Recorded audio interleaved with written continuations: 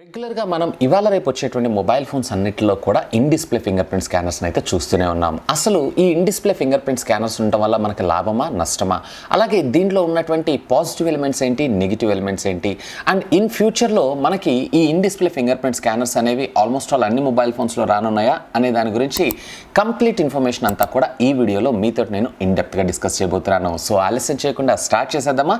Hi, this is Vasu again signing in. Welcome to my channel Vasu tech blogs. Friends, మనందరం కూడా mobile ఫోన్కి సంబంధించినటువంటి security features విషయానికి వచ్చారన్నట్లయితే ఒకప్పుడు ప్రీవియస్ జనరేషన్ ఆఫ్ ఫోన్స్లో చూసారన్నట్లయితే జస్ట్ ఫోన్కి మనం ఒక పాస్వర్డ్ పెట్టుకునే వాళ్ళం, ఆ పాస్వర్డ్ త్రూ అన్లాక్ చేసుకునే వాళ్ళం. ఆ తర్వాత యాపిల్ మొట్టమొదటిసారిగా తన మొబైల్ ఫోన్ అయినటువంటి ఐఫోన్ 5s మొబైల్ ఫోన్లో వీళ్ళు టోటల్గా మన కోసం కెపాసిటెన్స్ ఫింగర్ ప్రింట్ స్కానర్ని తీసుకుని రావడం జరిగింది. ఇది very successful in the mobile phone category అని చెప్పొచ్చు.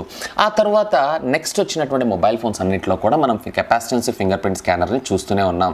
సో ఇది first generation of finger print scanner అని చెప్పి మనం అనుకోవచ్చు. ఆ తర్వాత నెక్స్ట్ మనకి in display finger print scanner అనేది రావడం జరిగింది. ఏదైతే మనకి డిస్ప్లే కింద మనకి ఇది ఫింగర్ ప్రింట్ స్కానర్ రావడం జరుగుతుందని మొట్టమొదటిసారిగా దీన్ని వివో వాళ్ళు వాళ్ళ మొబైల్ ఫోన్స్లో ఇంట్రడ్యూస్ చేయడం జరిగింది. ఆ తర్వాత ఇప్పుడు ఒప్పోలో, అలాగే OnePlusలో, అలాగే ఇప్పుడు మెజారిటీ ఆఫ్ ద కంపెనీస్ అన్నీ కూడా in display finger print scanner including Samsung కూడా మనకి ఇన్ డిస్ప్లే ఫింగర్ ప్రింట్ స్కానర్ని అయితే ప్రొవైడ్ చేస్తున్నాయి.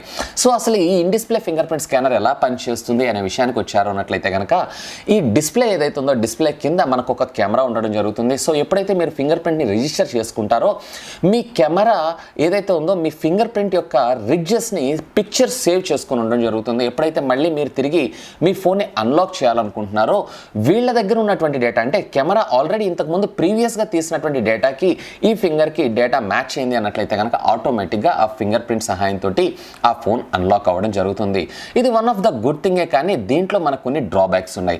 ఇవేంటి అనే దాని గురించి డిస్కస్ చేద్దాం. మొదటిగా వచ్చేటప్పటికే మీ మొబైల్ ఫోన్ అన్లాక్ అనేది చాలా లాగ్ అవ్వడం జరుగుతూ ఉంటుంది. అంటే రెగ్యులర్గా మీరు కెపాసిటెన్స్ ఫింగర్ ప్రింట్ స్కానర్తో పోల్చారు అన్నట్లయితే కనుక మీరు కెపాసిటెన్స్ ఫింగర్ ప్రింట్ స్కానర్ అనేది లెస్ దాన్ ఏ సెకండ్ లోపల మీరు అన్లాక్ చేయొచ్చు. ఆఫ్ కోర్స్ ఇది సెకండ్ కూడా కాదు, మైక్రో సెకండ్స్లో మీరు డైరెక్ట్గా ఫోన్ అయితే అన్లాక్ చేసేసుకోవచ్చు.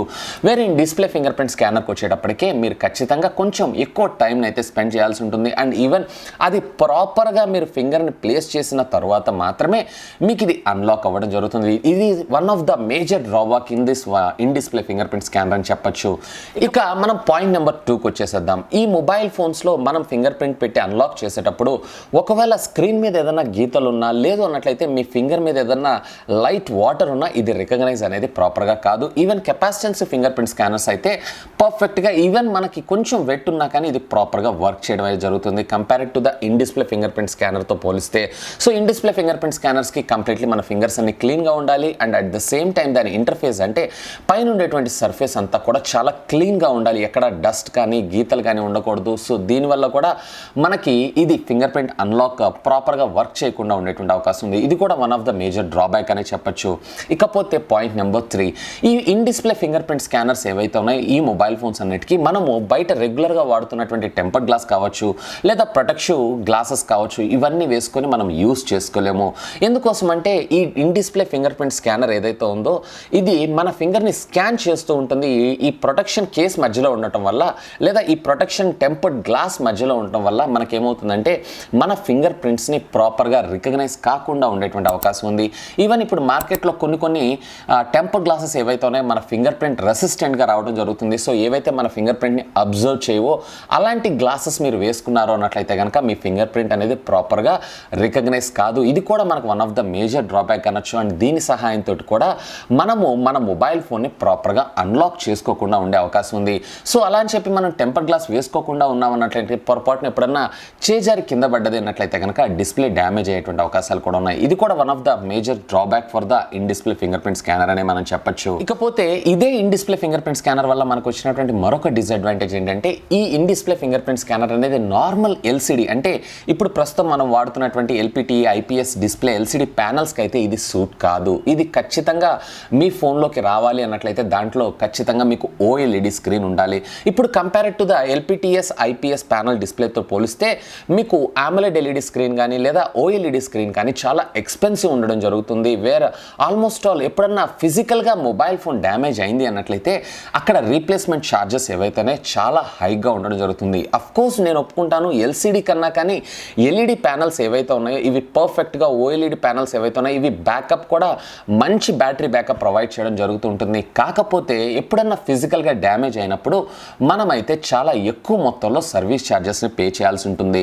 సో ఇది వచ్చేటప్పటికి అంటే in display finger print scanner వచ్చేటప్పటికి మనకి ఎల్సిడీస్కి ప్రాపర్గా వర్క్ చేయవు. అసలు ఎల్సిడీస్కి ఇది సపోర్ట్ చేయదు. ఓన్లీ ఇది AMOLED ఎల్ఈడి స్క్రీన్స్ కానీ లేదా ఓఎల్ఈడి స్క్రీన్స్కి మాత్రమే ఇది సపోర్ట్ చేయడం జరుగుతుంది. సో ఈ ఓఎల్ఈడి స్క్రీన్ కానీ AMOLED ఎల్ఈడి స్క్రీన్స్ కానీ ఏవైతే ఉన్నాయో ఇవి మనం కొంచెం ధర ఎక్కువ పే చేయాల్సి ఉంటుంది compare to the normal phones కంటే. అంటే ఫోన్ యొక్క హార్డ్వేర్ కాన్ఫిగరేషన్స్ ఏవైతే ఉన్నాయో అవి సేమ్ ఉంటాయి. కేవలం ఈ డిస్ప్లేకే మనం అదనంగా డబ్బులు చెల్లించాల్సి ఉంటుంది. ఇది కూడా one of the major drawback for the in display finger print scanner అని నేను చెప్తాను. ఇప్పుడు మనం చూస్తున్నటువంటి ప్రాబ్లమ్స్ అన్నింటినీ ఓవర్కమ్ చేస్తూ Samsung next generation of 3D ultrasonic finger print స్కానర్ని మనకి ఇన్ డిస్ప్లే లోపల తీసుకొని రావడం జరుగుతుంది. సో ఇక్కడ వీళ్ళు వచ్చేటప్పటికి ఏ విధమైనటువంటి కెమెరా యూజ్ చేయకుండా 3D అల్ట్రాసోనిక్ వేవ్స్ ద్వారా మన ఫింగర్ ప్రింట్ రిడ్జెస్ని రికగ్నైజ్ చేసి మన ఫోన్ని అన్లాక్ చేయడం జరుగుతుంది.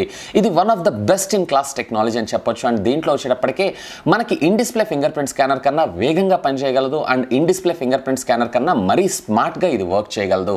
సో ఇదైతే ఇప్పుడు ప్రెజెంట్లీ కేవలం ఫ్లాగ్షిప్ ఫోన్స్లోనే వచ్చింది. ఇన్ ఫ్యూచర్లో మనం అన్ని మొబైల్ ఫోన్స్లో చూడగలిగినటువంటి అవకాశం కూడా ఉండొచ్చు. అండ్ బై ద బై నేను ట్రెడిషనల్ ఫింగర్ ప్రింట్ స్కానర్ అంటే మనం కెపాసిటెన్స్ ఫింగర్ ప్రింట్ స్కానర్ అంటే ఏంటి, in display finger print scanner అంటే ఏంటి, అలాగే ఇప్పుడు సామ్సంగ్ రిలీజ్ చేసినటువంటి latest ultra 3D sonic finger print scanner అంటే ఏంటి, ఈ మూడు టెక్నాలజీ ఎలా ఉంటాయి, ఇవి ఎలా పనిచేస్తాయి అనే దాని గురించి డీటెయిల్డ్ కంపారిజన్ వీడియో ఒకటి చేశాను. ఒకవేళ ఆ వీడియో మీరు వాచ్ చేయనట్లయితే ఇక్కడ ఉండేటువంటి కార్డ్స్లో అలాగే కింద ఉన్నటువంటి డిస్క్రిప్షన్స్లో నేను లింక్స్ని ప్రొవైడ్ చేస్తాను. Simply go and watch.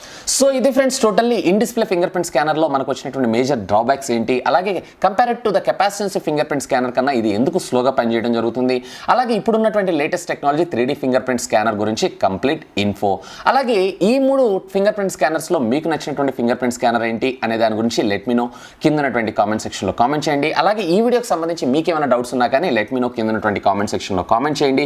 As soon as possible నేను దానికి రిప్లై ఇవ్వడం జరుగుతుంది.